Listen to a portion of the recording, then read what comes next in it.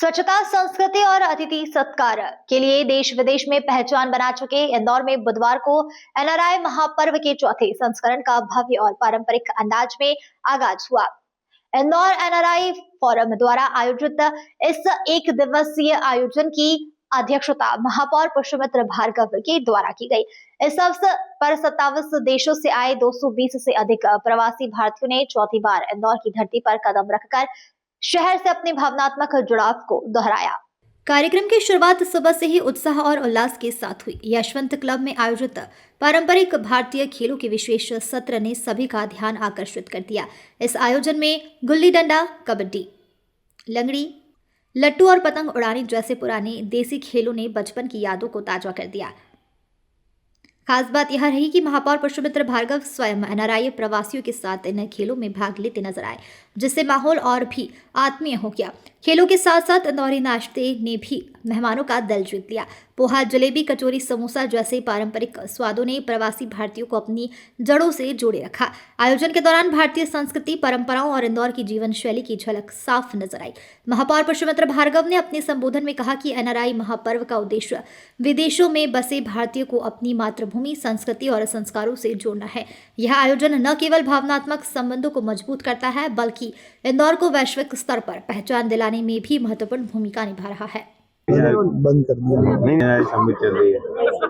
ये 17 दिसंबर अब पूरी दुनिया में नॉन रेसिडेंट इंदौरी डे के रूप में जाना जाता है। आज अपने चौथे साल में करीब दुनिया के 45 देशों से 250 प्रतिनिधि इंदौर पहुंचे हैं, जो इंदौर के डेवलपमेंट पे और उनकी क्या भूमिका हो उस पर चर्चा करेंगे।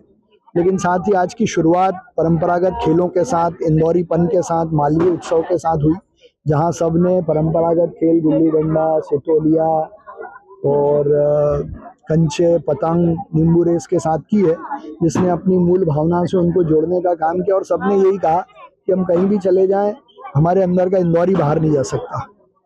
ये पहले भी आप करा चुके हैं, इस बार कुछ नया कुछ क्या आने वाला है? नहीं, लेकिन नया तो ये है कि नए लोग रहते हैं और डेवलपमेंट के नए विषयों पे चर्चा होती है। कई लोगों को नया प्लेटफॉर्म मिलता है, नया इन्वेस्टमेंट आता है। जैसे अभी कई लोग आए हैं जो वेंचर कैपिटल और शहर में कैसे नया इन्वेस्टमेंट हो, इस पे अपनी बात रात को रखेंगे।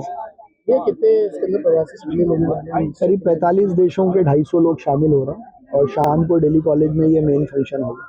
देखिए, इसमें दो पक्ष हैं अलग अलग। एक तो हम इंदौरी होके जीना, यहाँ पे आके वापस अपने देश, अपना घर आके वापस उस चीज़ का आनंद लेना जो बचपन में हम खेला करते थे। पारंपरिक खेलों में जैसे आज हमने सितोलिया खेला, हमने कंचे खेले, हमने वो क्या कहते हैं गिल्ली डंडा खेला, बड़ा बड़ा आनंद आया। और ये ऐसे खेल हैं जो मेरे को लगता है कि आज की जनरेशन के लोगों को भी नहीं मालूम, भारत में भी।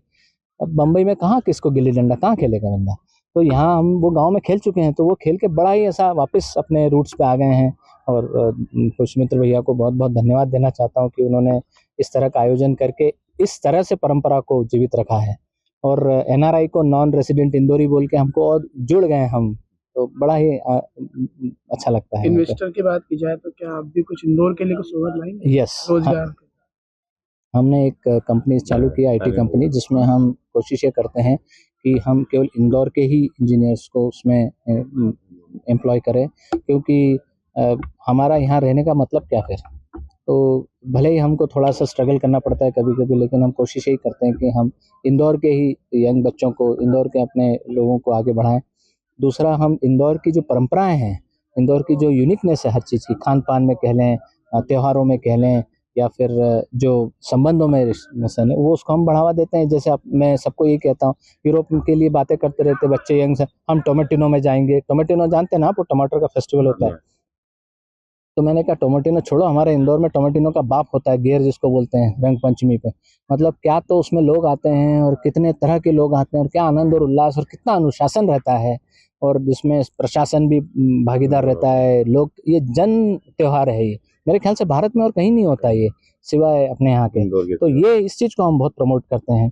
अपने यहाँ की परंपराएं, जैसे अपने यहाँ की महेश्वरी साड़ियाँ हैं, अपने यहाँ के जैसे छतरियाँ हैं, कांच मंदिर है, ये तो हमारे यहाँ जो अपने यहाँ की चीज़ें हैं जो शायद अपने यहाँ के बच्चे भी नहीं जानते हैं इतना, उनको हम बाहर बहुत प्रमोट करते हैं, बहुत उसके बारे में चर्चा करते हैं, पेपर लिखते हैं अखबारों में। मेरी पत्नी खुद प्रोफेसर हैं वहाँ पे, और वो इंडिया के बारे में इंडिया सेंटर भी चलाती हैं, उसकी डायरेक्टर हैं।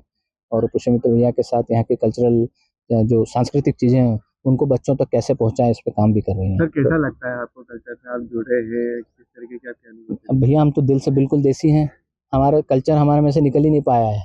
हम मतलब कहते हैं ना कि इंदौर वाले को बाहर ले जा, बट उसके अंदर से इंदौर निकालना बहुत मुश्किल है।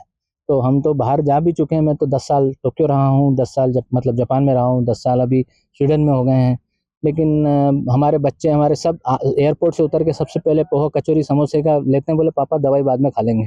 तो ये तो हमारा कल्चर है ही भैया। इंदौर से नेशन टाइम की रिपोर्ट।